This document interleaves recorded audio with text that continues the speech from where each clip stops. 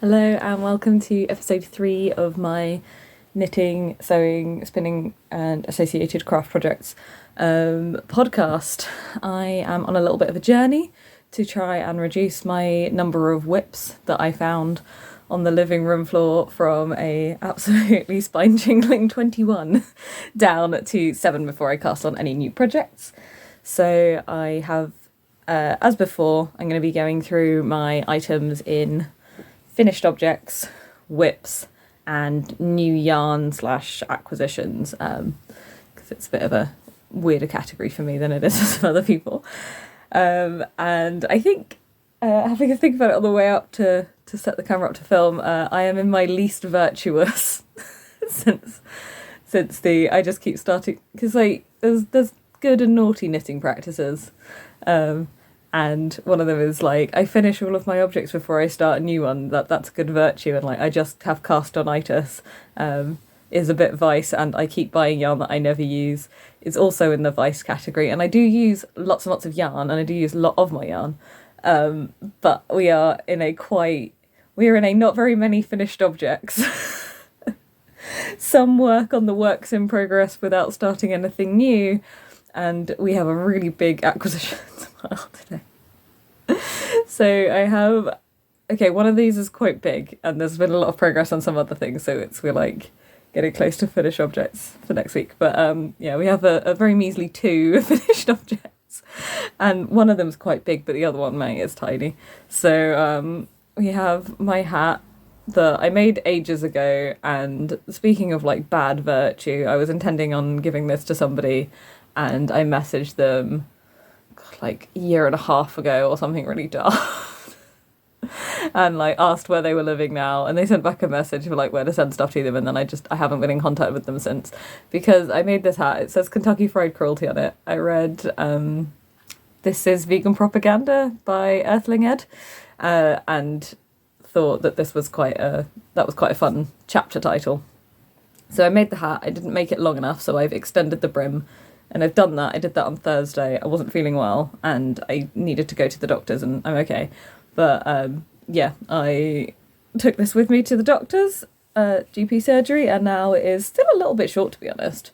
But I think if I extend it down any further, it's just going to look like really ridiculous with the super long brim. So now it is a less ridiculous amount of brim, and there's probably ways that it can be worn either by me or I will pass it on. I'm not entirely sure. I think I'm just going to put it into my own like hat stash. For now, I might message that person again, but I feel like I'm much more of the vegan protester type person than I was at the time, whereas like I can't really wear this because it doesn't really represent me, and feeling much more like that now, and like I'm making more friends that are like that, so I'll keep it, I'll pass it on or whatever. But yeah, this is done. I'm going to steam block it and see if that'll make it longer, because there's also a certain amount of bumpiness. So there's steam blocking and an end weaving that needed to be done, but I figured like all the knitting's done. This can count as a finished object. Otherwise I only have one.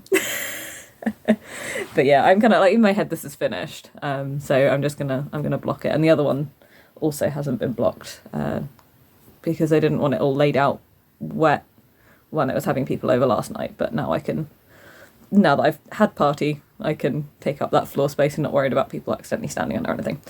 So, number 1, done!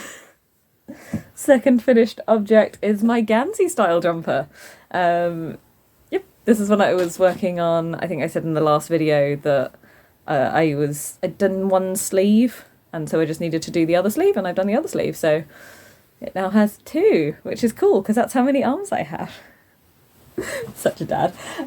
If you are a person that really likes matching dye lots, look away now, because I just used the selection of wool that I've got, and it's just like a mixture of shades of blue. I think the most egregious is where we can see it on the sleeves, where it's just like a little bit of dark blue and a bit of light blue. The front and back are quite like consistent colours together, like with themselves. See quite a strong line of colour there, but like between them is fully just 2 different shades of blue. But overall it reads navy with grey edging. I'm going to give it a bit of a block because it's still a little short in the body, and it's got a little bit of curling, and I think that's going to make it nice. But This is some yarn that I bought last year in a wool show. I wasn't sure. So like part of the reason that this has ended up staying on the whip pile for so long was because I didn't think I'd have enough blue to do the body, and I wasn't sure if I should just make like the bottom bit of it like all grey and like basically have like an extended grey part, and I really didn't want that. And so I was trying to work out how I could justify maybe have like a bit of black in it, because I've got some black that's the same type of yarn from like the same thing, but whatever. But if I accept that I've got some slightly short sleeves on this, it's fine. So I extended the little gussets I made. I had a pattern, I somewhat followed it. I mostly made it up by myself. So this is Gansey inspired. I didn't do it in the round, I did it in pieces. You see, it's a little bit short. I am wearing these super low. So this is my natural waist, and this is my high hip, and that's sort of where I wear trousers. So I'd probably want it to be a little bit closer to that. And it sort of just rides up a little bit from there. But yeah. So I did it in pieces rather than in the round, and I did all of the gussets separate and sewed them in. I think it's quite nice with having this extra piece in at the top, because then this line has stayed straight from the pattern. I had a lot of fun doing the bump texture and stuff like that. So with Ganseys, the big part of it is that you have these are all like pearl bumps. And I had a lot of fun doing this, so I'm going to use this patterning on more projects. I already did. Because I've been working on this for so long, I made one of my friends a hat, and I put loads of texture in it. So it's not got any colour work, but just kind of all texture. And that's really fun. So definitely going to be doing more of that. Everything doesn't quite line up perfectly unless I do this. So, you know, close enough. But because ideally you want the like bits to line up with the body perfectly. So I didn't quite get that one right. I think I can, if I twitch it up a little bit more, I can sort of make it about right and stuff. But yeah, close enough. Really happy with it. I love the like texture on the wool. It is sturdy wool. I was talking to someone the other day about like how scratchy wool. They're like, oh, you mean like for carpets? It's like, that's exactly what it is. This is wool that you should probably only use for carpets, not against your bare skin. But you know how some people like hate, like particularly like autistic people with like sensory needs, how they like really hate the feel of wool because it's just too much and it's too feedbacky. Whatever neurospice that I'm in the process of getting diagnosed with, I'm the opposite. I'm a real overstimulation type person. I like my clothes to have feedback on them, so I really like that it's kind of scratchy and sturdy and like nasty, but like pleasantly nasty. I don't know. I'm really happy with the texture of it. I'm excited. I don't have any other jumpers that are like this, and I don't think I'd be able to buy one because I want clothes that hurt me is a niche. It's a niche. You gotta make them yourself if you want that. Okay, so those are my two finished objects. I have done some really good progress on some of my whips. So I cut into my green trousers. I had them and I was like, because if you've got something that's already whole and then you're going to be adjusting it, and it's like, oh, it's nerve-wracking because right now it's fine and it's clothing and it works, and I'm about to turn it into fabric and maybe it won't work as clothing. But I've cut the trousers. The puckering on the side of that looks terrible. They look fine on. So I cut the waistband off. I have tapered in the legs on the inside and outside, and I think there's still a little bit of twisting, but nowhere near as much as there was before. And I have learned a lot about the angles that I need to do for getting stuff over my butt, because where I wear stuff really low rise, that then means that you can end up with like butt crack out really, really easily. So I need to have a really big slope between the front and the back if I want to have everything that kind of early 2000s-y low rise. If I like demonstrate it with these, because these are quite low. So the high hip is there, and then like my natural waist is there, because I am all torso and like tiny little legs. So I like things to sit kind of just at the hip bones rather than like, and sometimes even lower, whereas clothing quite often wants to sit here. and I'm not particularly fond of that because it's also still quite far from my natural waist. So I quite like things to sit here, but if I have it sit here at the front, I need to have like quite a lot of slope to then not just have my arse hanging out at the back. Especially as I'm like quite curvy bummed. So, and like I made the cut wrong and then I've like sewed it in. That is the height difference I need between like the front and the back with that kind of slope. Because I'd kind of cut it all the way around and it was like, oh no, I need to put something in over the hip and higher up. So it's like, what, 2 inches? Which I hadn't been doing. So I have learned about trouser making, which is cool. Oh, and in fact, it's like another... Yeah, the back is so high compared to the front. I might just be holding it weirdly, but yeah, it's inches. It's like a big dramatic curve, which I hadn't expected to need to do. And I think that's because I like wearing things so low, which gives such a small amount of like... You have like top of butt crack, and then you have like that much waistband to work with before otherwise your like whole butt is out. Which I've got a pair of leggings which I need to adjust because I didn't take that into account. My whole butt hangs out.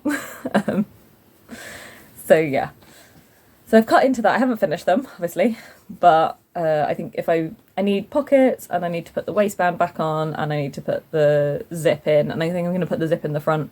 The original trousers had them in the back, which is like a thing that women's trousers do sometimes, but I think I want to put them in the front. So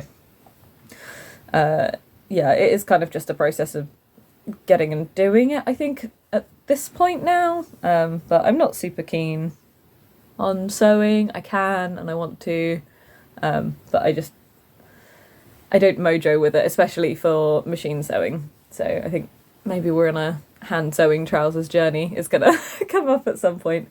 And like everything other than the super long leg seams, maybe, is gonna be hand sewn. I don't know, that might be like quite a good compromise for me personally. But progress has been made. We've done the initial cuts, so that is by itself an achievement. Something I've done quite a lot on is the weird little parquet floor jumper. So where I was doing my really unhinged cutting up a ball of yarn and only using the colours out of the variegation that I wanted. So like the green and black part. And it's looking much more like a garment, like a small garment, but like it's looking much more like an item of clothing that a person could wear on their body and they wouldn't be completely naked under it.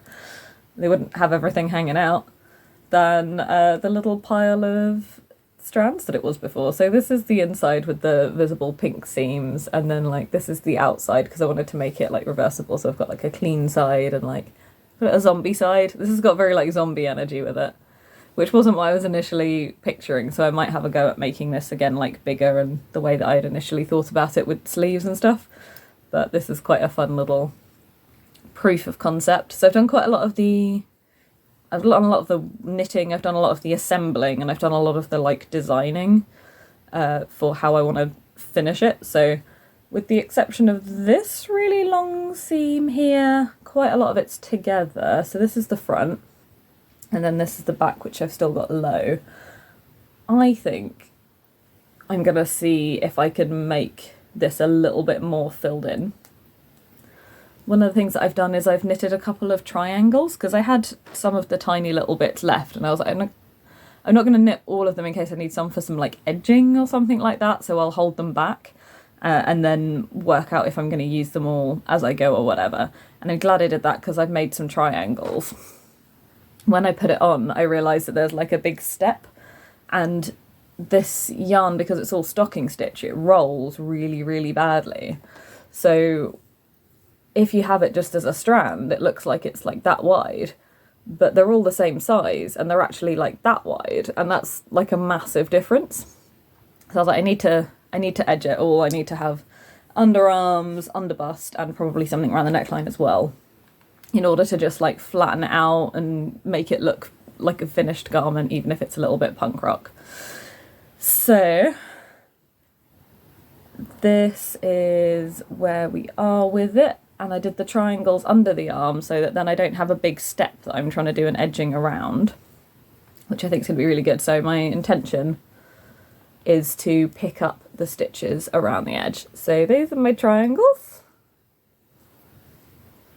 So it makes just like a nice little underarm bit. I haven't done that seam, but I've done quite a lot of the other ones around it. So I've knitted all the triangles. I was doing some earlier today. I've got all of the triangles knitted for under the arms. And then I'm gonna see, like, that's one of them. You see how like much everything goes up. That's the same size as that, which is like sensible, and that just looks like a teeny little nugget of knitting. The smallest. It's like when you make a plushie and you haven't sewn all the bits together.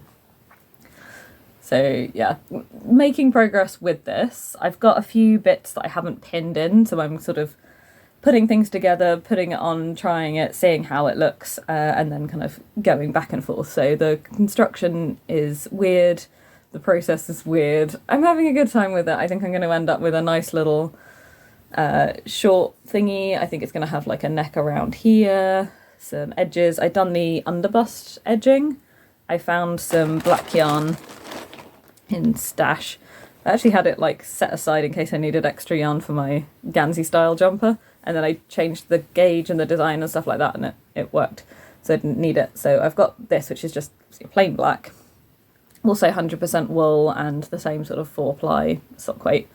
So I'm going to do all of the edging with this, and I've done the underbust edging with this. So this is a weird, slow process which takes a while, and I don't know, it's absorbing a lot of excess unhinged creativity, which I think is cool because we need that absorbed sometimes.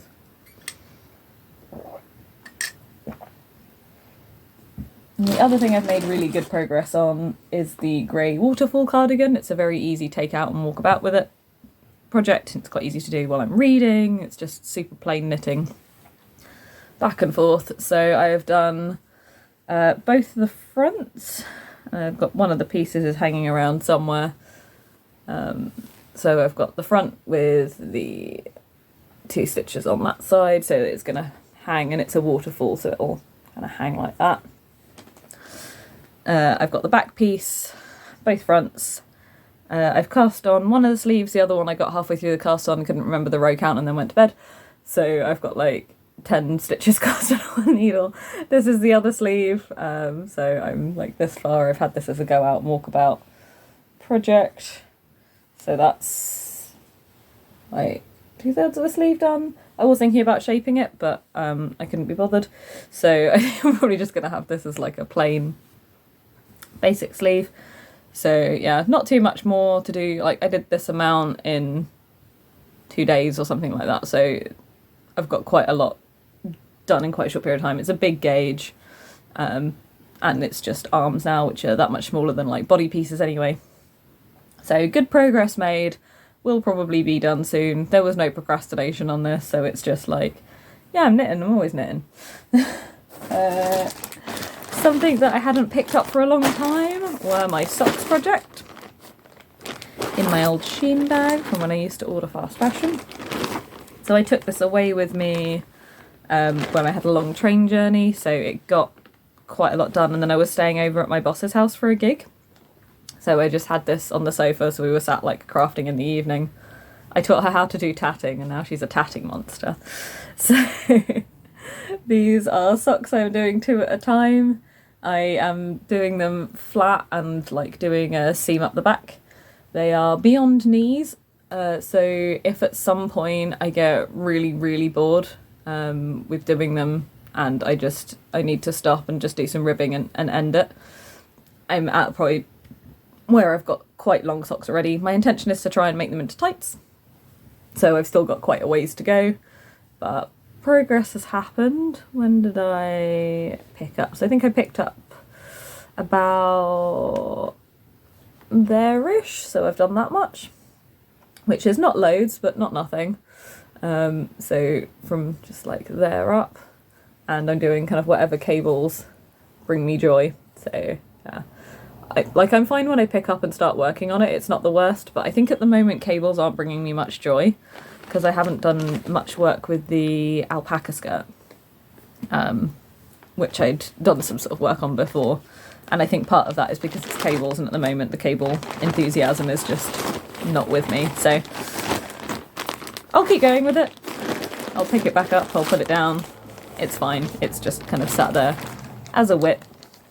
Lots more to go. And maybe if it's only the cables that's stopping me, maybe I'll get to a point where I change the design and do something a little bit different, and that will then, like, at some point where it makes sense, and then at that point it'll just fly through or something like that. So also a possibility. Always a possibility.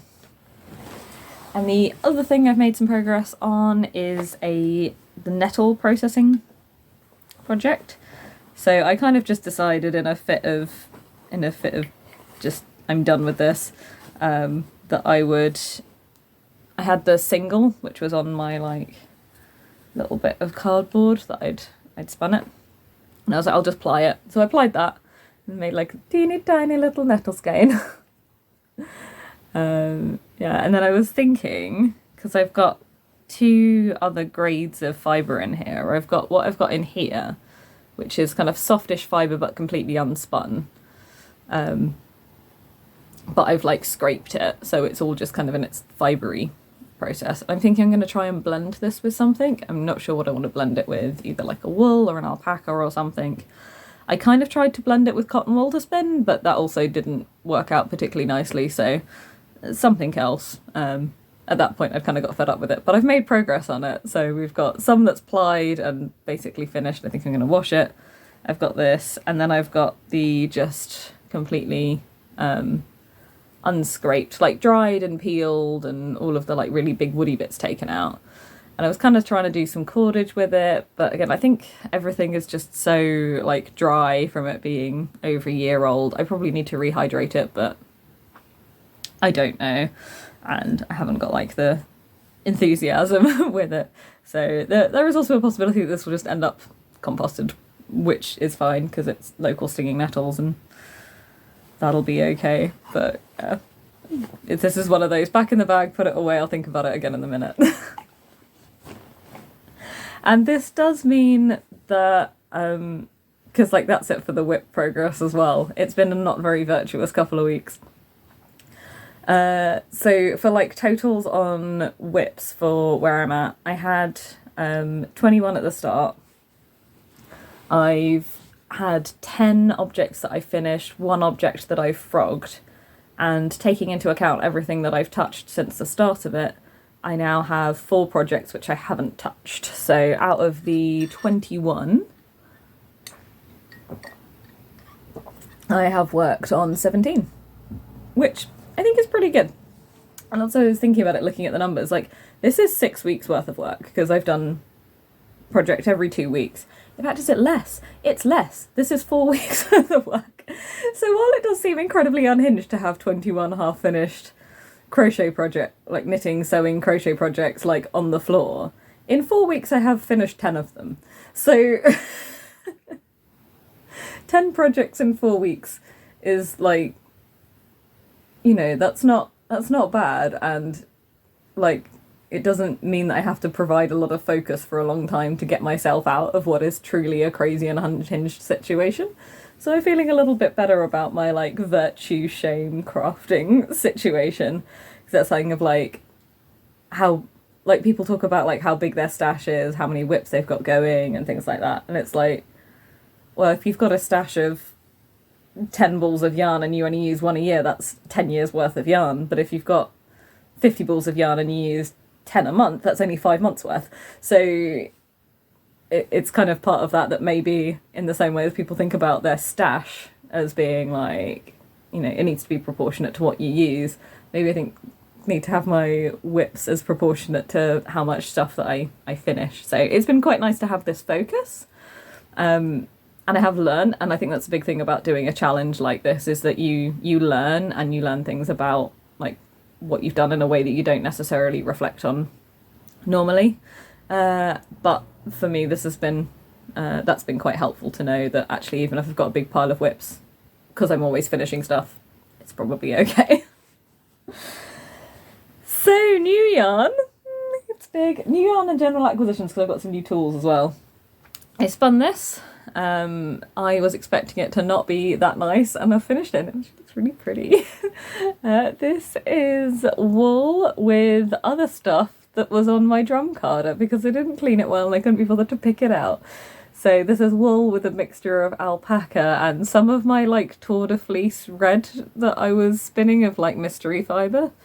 And it's come out really nice. So I think this is going to go into the Halloween advent, which I've been like stressed about not getting enough progress on and worried about not finishing and thinking, oh, maybe I'm not gonna give my whole 6 and the 1 bonus item, like maybe I'm not gonna get that far, but maybe I am. So this one is going to go in and calling it trash yarn for trash days, and it's going to just be a yarn inspired by depression.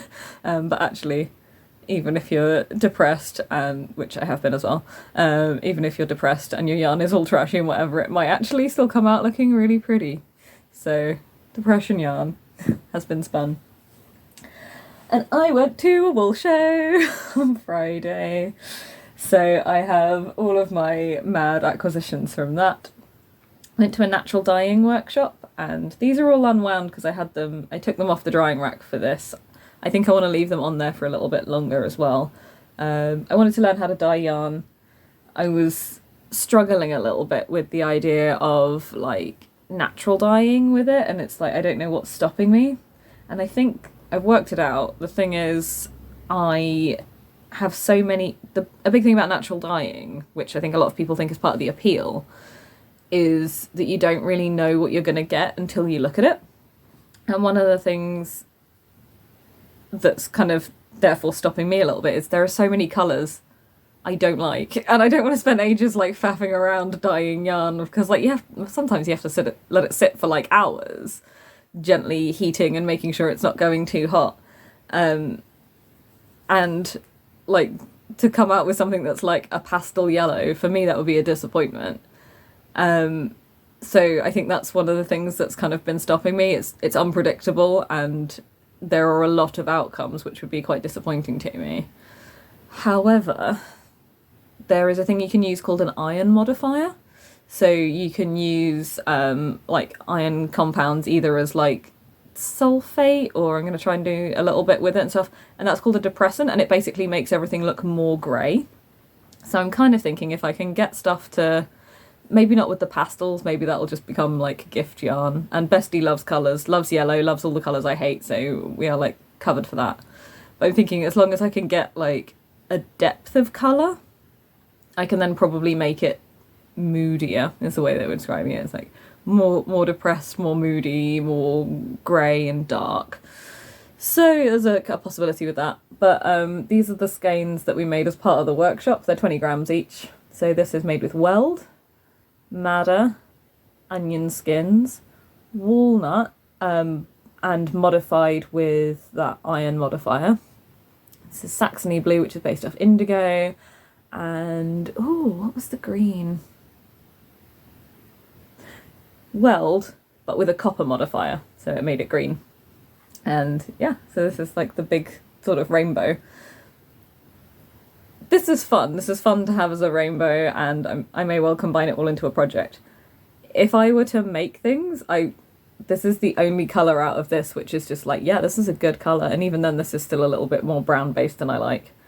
A little bit of the green maybe. The blue is quite nice. But like yellow and this like pinky shade, no, this is like one of my least favourite colours, this kind of corally shade. I've never enjoyed it. It's one that I really don't like. So yeah, we'll see how the dyeing adventures go, but it was really helpful for like learning, and also just to kind of have a little bit of a go with it for natural dyeing. And here is the far too much money I spent. So I was somewhat thinking, like, I didn't have particular yarn needs as I went in, so it was sort of just like, I'll see what's about and I'll get some little bits of stuff. One of the things I was feeling a little bit inspired to try maybe was a like same dye lot, some sort of mohairy fluffy guy held with a wool. And I, like, my last purchase of the day was from Pearl Soho. Not Pearl Soho, the Urban Pearl. I'm so used to hearing people say Pearl Soho. So this is from Urban Pearl. The colourway is called Let's Grab a Coffee, and it is the same for both of them. This is 100 grams, this is 50, but it's like 400 meters on both of them, so for holding together this makes sense. I got 2 of each, so 2 fluffies and 2 plains. This was £92. Like, this is such an expensive purchase for such a small quantity of yarn. But it is really high quality fibres, and because I'm quite small, 200 grams is enough to make like a top, maybe a short sleeve jumper. Like 300 grams is enough to make a cardigan and still have some left over, so I'll see how far it gets me.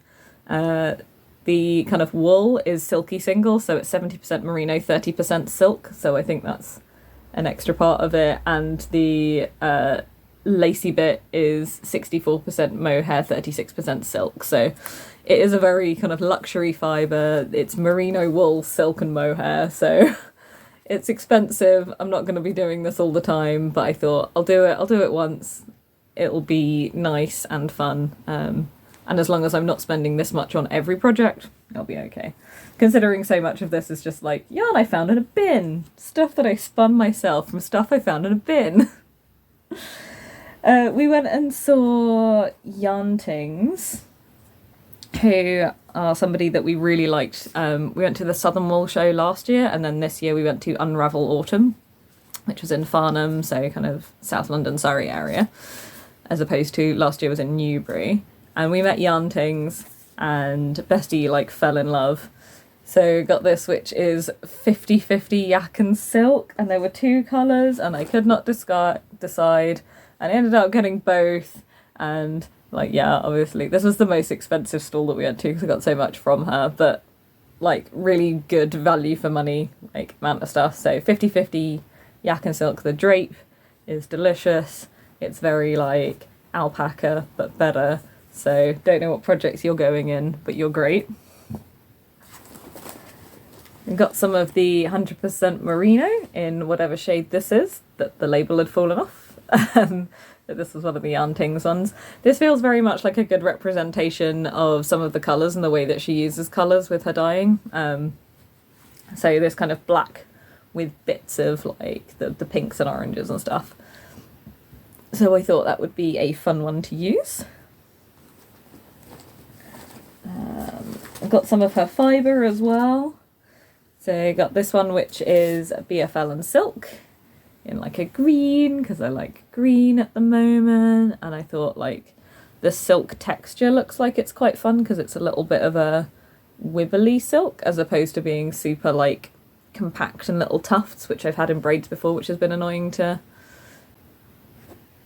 the video cut out for some reason. So I've got this one as a spinning project, probably talking too much. I always talk too much. And I got a blue braid from Hera as well, which is a mixture of merino and camel. I thought it was just wool. Okay, very exciting.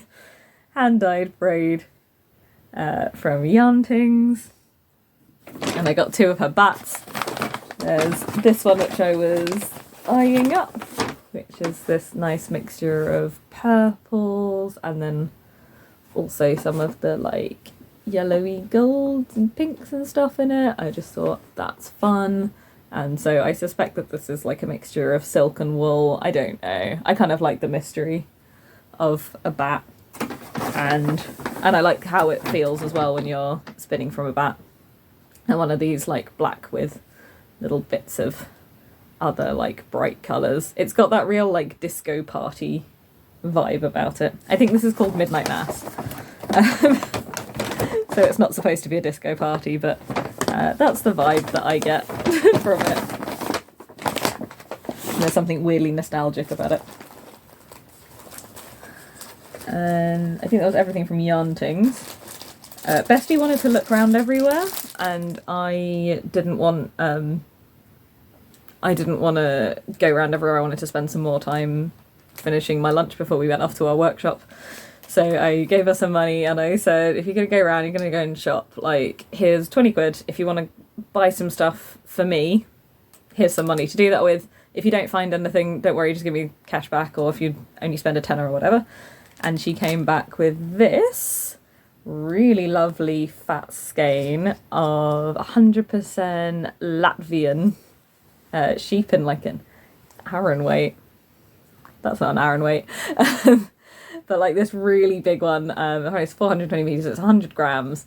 So it's got like a really good texture to it. It feels quite sturdy. Not as scratchy and nasty as the last one, but yeah, this is a single spin and in some shades which I really like, which are kind of that really muted grey base, and then like the purples and greens on it. So very good choice for that one. And she also grabbed me some Rolags in a similar sort of colourway. And there are kind of blacks and greens and purples. That's probably the best way to show it. So also wonderful, good choice. She also picked up something that was like pink and blue and I was like, this is too much pink. So I gave it back to her. So she got that one as a gift from me. I got this, which was a little bit of a surprise that I liked it. It's a single spun silk, and usually I hate knitting with that. And I told the lady that, and I said I'd had a really bad time with it from like the Noro, and she was like, this is so different to Noro. The feel of the made up yarn at the end felt really different, so I did get the 100% mulberry silk, and it's got beads in it, which is cool, in supervillain colours. Scruffle, it's great. I am very excited to use this. I have no idea what for. She had it in some shawls and things, so I'm thinking possibly a shawl. But yeah, just pick this up as a purchase. Again, I spent too much money, but I got some really nice quality things, and it's fine. I went to one of the natural dyeing stalls, and I got a little set. It's got all of the things that it's made with: madder, eucalyptus, heather, tansy, those things. But yeah, nice little mixture of small sets. They're 20 grams and they're all Blueface, Leicester and Romney. I just thought this would be quite nice. The previous stall that I was at was selling just little kits with some of the stuff for like the Fair Isle working, and I'm thinking this is going to be a nice sort of little way of doing some Fair Isle as like the contrast, and maybe I'll combine it with some of my hand spun that I haven't dyed. So I'm thinking this is going to be like really nice, or it'll be like a cowl or an accessory or something like that. But it's kind of got like a nice autumnal muted vibe about it, and I'm into that.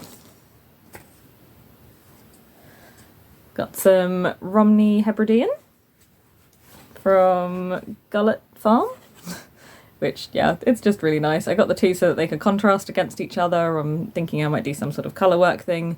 And I really like their white as well. It had something kind of soft and creamy and gently off-white about it. This was in a... excuse me.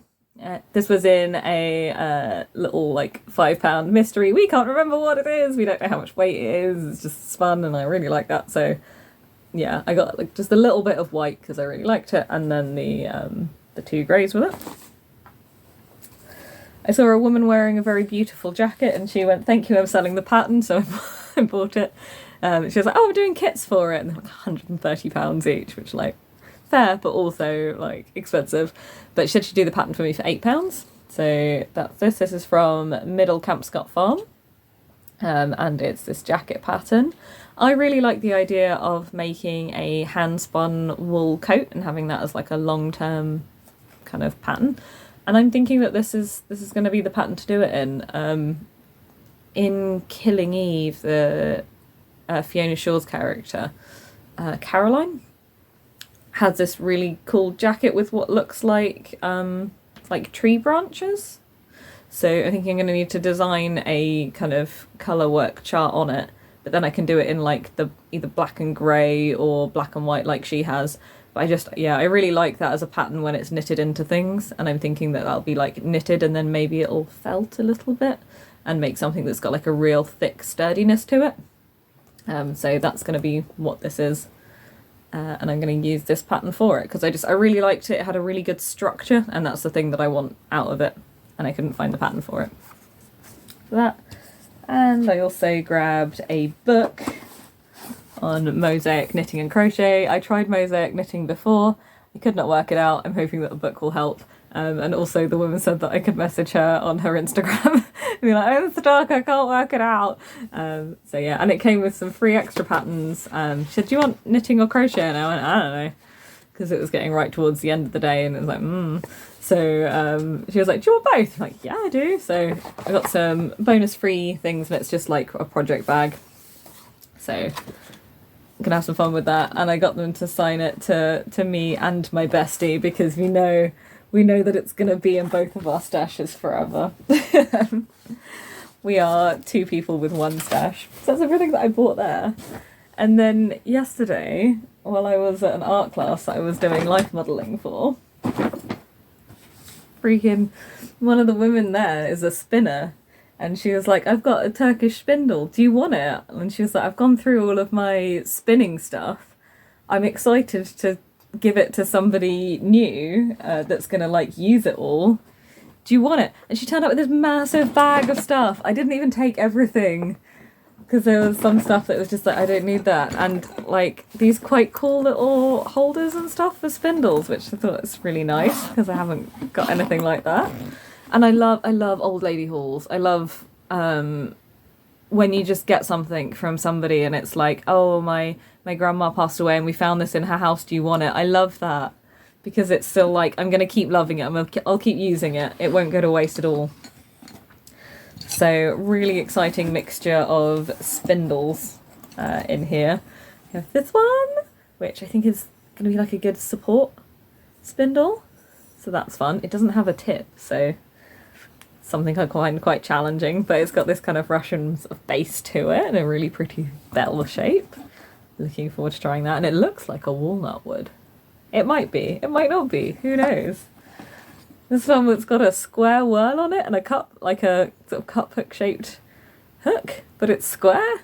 That's fun. Top whirl. Apparently it's 10 grams Z or 10 GZ. So I don't know, maybe you're only supposed to Z spin it on it. I don't know. There's so many like weird fun accessories. One of them we don't know what it is. We don't even know what it is. Like she'd got it in a bag herself. And it's this. Like, what are you? Nobody knows. I think I'm gonna post it in one of the like groups and see if anybody recognises it. I'm wondering if it's like a beater for weaving. That's the only thing that makes sense so far. But it's very well made, whatever it is. A diz. A tiny niddy noddy. I'm so excited about this because I always do small ones and I end up doing it like round my arm, and this is a pretty good thing, so I'll need to measure it to make sure I know how big my skeins are. Tiny niddy noddy. Wonderful. All these project bags for spindles. This is for a plying bracelet. So you do that and then you like do the plying bracelet around it. So you're not even using your middle finger. So you can just exclusively be using your middle finger to flip off the patriarchy while you're doing this, and then you can take it off and it makes like a plying bracelet for you. That's exciting. Didn't know what that was. This is a Nost pin, which is a way that you can use to wind wool. Haven't tried. Looking forward to looking up a tutorial on that. I'm not showing anything very long because I'm aware I haven't got much storage on my videos. We got some new carders and they're bigger than mine. So some just additional carding implements, which are always fun for making different kind of Rolex. So exciting. I once offered something to Bestie and she was like, do you want this? And she's like, you may as well have said, would you like a bag of deep fried gold? And this feels like a bag of deep fried gold. Just so many fun little tools and stuff that you know's been like loved and used and kept, and exciting. And there's more. Oh, there's still more. There's so much more. It's all my whiskey bottle holder thingies. And I'm teetotal. There's another spindle. And so this one's got like a really round kind of cuppy shaped whirl, a little bit like a mushroom head, like a closed cup situation. This one's got some notches in the side for bringing the yarn around, 3 of them. And this fun stripy design on it. And it's got a little bit on the edges. Ooh, it's got a little bit at the back with a little notch in it. So potentially you could use the cup hook around the top to spin, but you could also turn it the other way and have it as a lower whirl one and be using that as your tip. Interesting, fun experiments coming up, I can see. And another top hook one, which has got some of her spinning on it, well, presumably her spinning, maybe someone else's, which has again got some notches in and a little like disky bit. So what I'm seeing is that I now have, one, a lot of different spindles to play with, but two, the opportunity to teach loads of people to spin, because I have a million spindles on me at all times. Give in. There. Yeah. Top and tail it, that's the key. Do you need any more cardboard tubes? Cardboard tubes are always useful. And she's like, I think this is going to be enough. Yeah. So many spindles. We've got this one which seems to have the whirl in the kind of middle, which is fun. And it's got a little bit of a point at the end and then a like a crochet hook type hook in the top. So that's fun. This one is a Turkish spindle and she'd disassembled it to show me. Issue that way. Yeah, so it's got the arms on it and you wind it. I used one of these at the spinning group that I went to because someone had one. And she also said that you can put it down. The person at the spinning group said that you can put it down to then use it in a kind of more supported way. But you wind it as a centre pull ball of wool on here. And the person at spinning group said that if you have plied it and you've got it as your centre pull, you can then just put it over the kettle. And if you take your lid off, if you take the lid off the kettle, you can just steam it to block it. You don't need to wet set it or rewind it, so you can remove some of the steps that way, which I thought was quite like a fun little tip. There's still more, there's so much. This little pouch has a lazy Kate designed to be used with spindles, and it's got straws with it and pins. So you put the straw over the shaft of the spindle, you put the pin in here, the rubbery ones. So you put the straw over the spindle, you wind your cob onto this, and then you take that and put it onto there, and then that means that you can, you don't have to like wind it off in order to be able to ply it, you can just like pop it on there. So that's fun. I'm also wondering if you could just pop a spindle in there, but I guess it would be quite a lot of like work to get it round the top. So yeah, something else fun. There's also just like a whole load of other little pin peg stuff in here, so it is just a wonderful mystery. So like, you can work it out. Like, okay. So,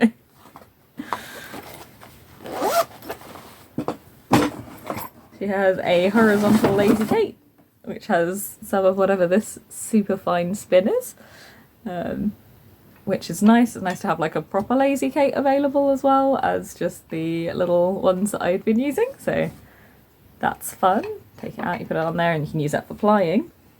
And something that I was really excited to try, because I only have my shitty DIY ones, a pair of wool combs.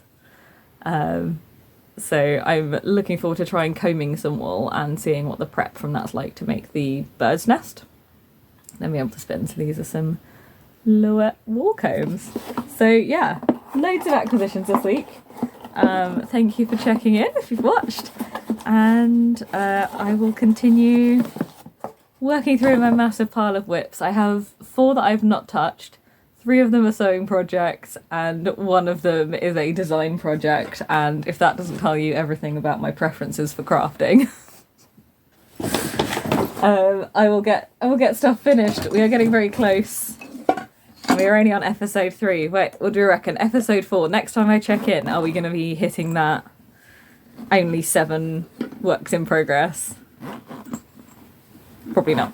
Maybe. Who knows? Anyway, you put a lot of rubles in a dead rat if you really try. I'll catch you later.